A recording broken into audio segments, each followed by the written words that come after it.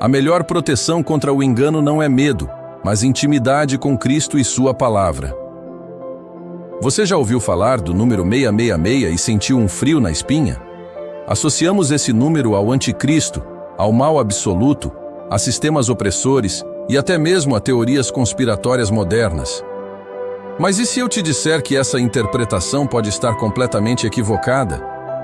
E se o número 666 não for uma profecia sobre o fim do mundo, mas sim uma mensagem poderosa para a igreja de então e também para nós hoje? O livro do Apocalipse foi escrito em um contexto histórico específico, com símbolos e mensagens que faziam sentido para as pessoas daquela época. Hoje vamos desvendar o verdadeiro significado por trás do número mais temido da Bíblia, e ele pode não ser tão assustador quanto você pensa. Este vídeo vai explorar profundamente esse número, mencionado no capítulo 13 do livro do Apocalipse, versículo 18. Vamos entender o contexto histórico, cultural e religioso em que João escreveu esta revelação, e como ele usou linguagem simbólica para alertar a igreja perseguida da época. Você vai descobrir que 666 não é apenas um número místico, mas uma representação de sistemas humanos que se opõem à vontade de Deus. Vamos analisar os possíveis significados numéricos, históricos e espirituais deste número, e como ele ainda nos ensina sobre fidelidade, discernimento e resistência ao erro. Nosso versículo-chave é Apocalipse 13:18. Aqui está a sabedoria. O que tem entendimento, calcule o número da besta, pois é número de homem, e seu número é 666. Este versículo é frequentemente citado, mas raramente compreendido em seu contexto completo. Vamos mergulhar fundo nele, buscando sua real importância. Para compreender, precisamos voltar no tempo e entender quem escreveu o livro do Apocalipse e para quem ele foi escrito. João, o apóstolo amado, estava exilado na ilha de Patmos durante o reinado do imperador romano Domiciano, por volta do ano 95 d.C. Ele havia sido banido por causa de sua fé em Jesus Cristo.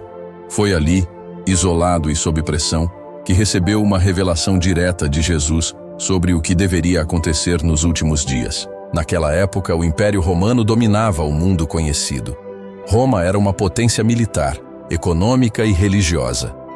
Os cidadãos eram obrigados a prestar culto ao imperador como se fosse um deus. Quem se recusasse a adorar César podia perder emprego, liberdade e até a própria vida.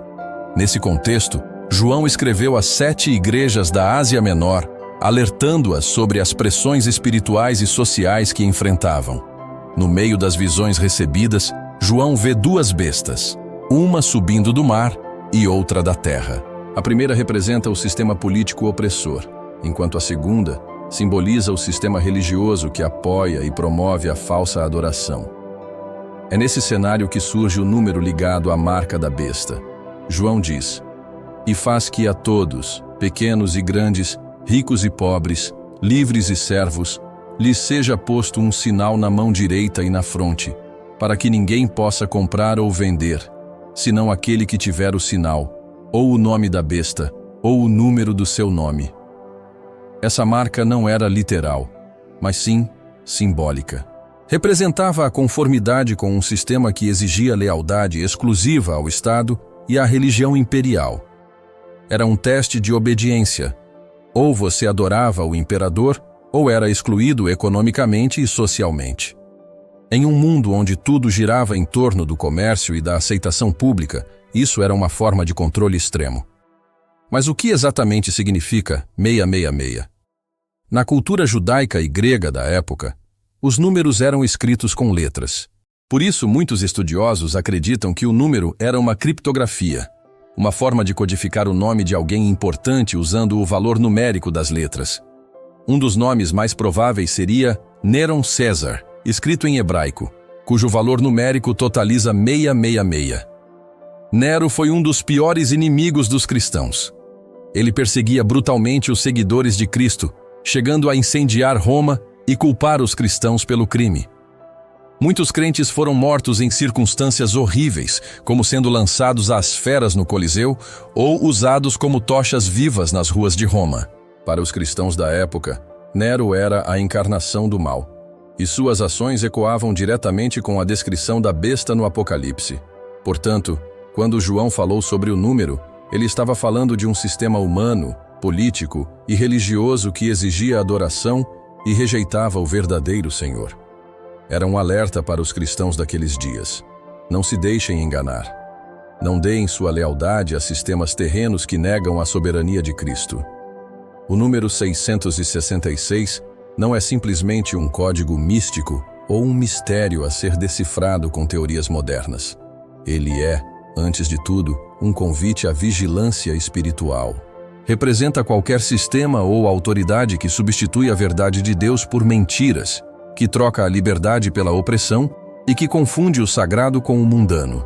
Uma das maiores lições é sobre discernimento espiritual. João disse: "Aqui está a sabedoria. O que tem entendimento, calcule." Isso indica que o número não era algo oculto ou impossível de entender. Era uma questão de sabedoria e clareza espiritual. As pessoas daquela época precisavam reconhecer os sinais do tempo e identificar os falsos sistemas religiosos e políticos que estavam se levantando contra Deus. Outra lição é sobre fidelidade à verdade. A marca da besta era uma escolha.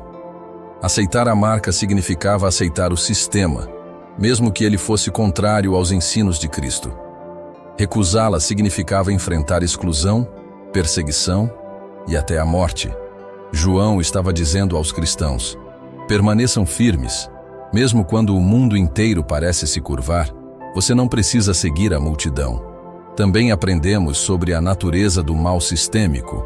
O número 666 não representa uma pessoa específica, mas sim um espírito de apostasia que se manifesta em diferentes formas ao longo da história. Pode ser um governo opressor, uma religião vazia, uma cultura moralmente distorcida, ou até mesmo movimentos que se apresentam como bons, mas pregam uma mensagem diferente da palavra de Deus. Além disso, o número 666 destaca a importância da identidade cristã.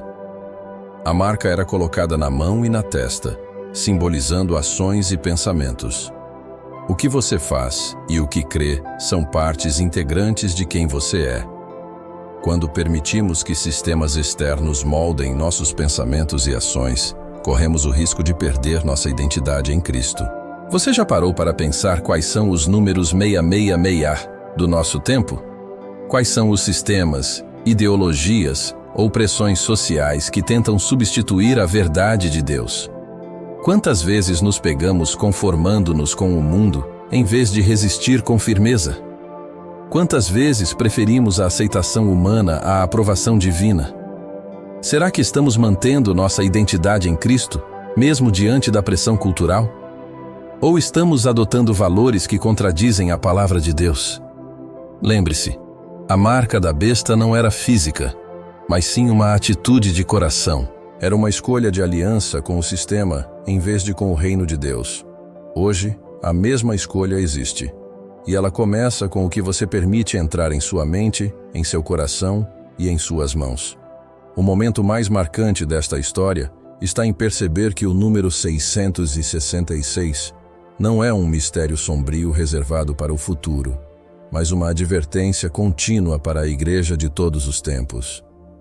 Ele nos mostra que o inimigo trabalha não apenas através de pessoas más, mas especialmente através de sistemas enganosos que parecem legítimos, mas estão longe da verdade.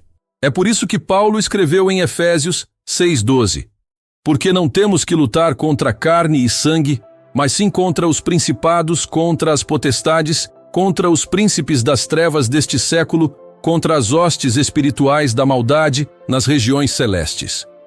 O número 666 simboliza essas hostes espirituais, não apenas demônios, mas estruturas humanas que se alinham com o mal e buscam afastar as pessoas de Deus.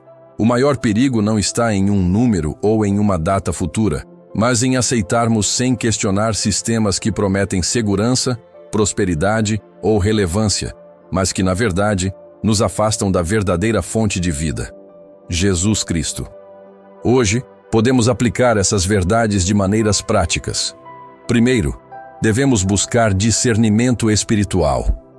Vivemos em um mundo cheio de informações, influências e pressões.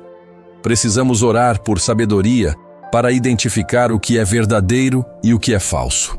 Devemos comparar tudo com a palavra de Deus e não apenas seguir tendências ou modismos. Segundo, precisamos manter fidelidade à verdade bíblica, mesmo quando isso custar caro. Às vezes, ser fiel significa ir contra a corrente, defender posições impopulares ou recusar oportunidades que comprometeriam nossa integridade espiritual. Mas a fidelidade a Cristo sempre vale a pena. Terceiro, devemos investir em identidade cristã. Como discípulos de Jesus, somos chamados a viver com clareza, propósito e liberdade. Não precisamos da aprovação do mundo para saber quem somos. Somos filhos de Deus, redimidos pelo sangue de Cristo e selados pelo Espírito Santo. Hoje, devemos cultivar esperança renovada. O Apocalipse termina com a vitória de Cristo. A besta é derrotada, a Babilônia cai e o Cordeiro reina para sempre. Podemos enfrentar sistemas enganosos, mas nunca perdemos a guerra. Aquele que está em nós é maior do que aquele que está no mundo. Se você chegou até aqui e gostou desse vídeo, curta e compartilhe com alguém que gosta de histórias e reflexões bíblicas.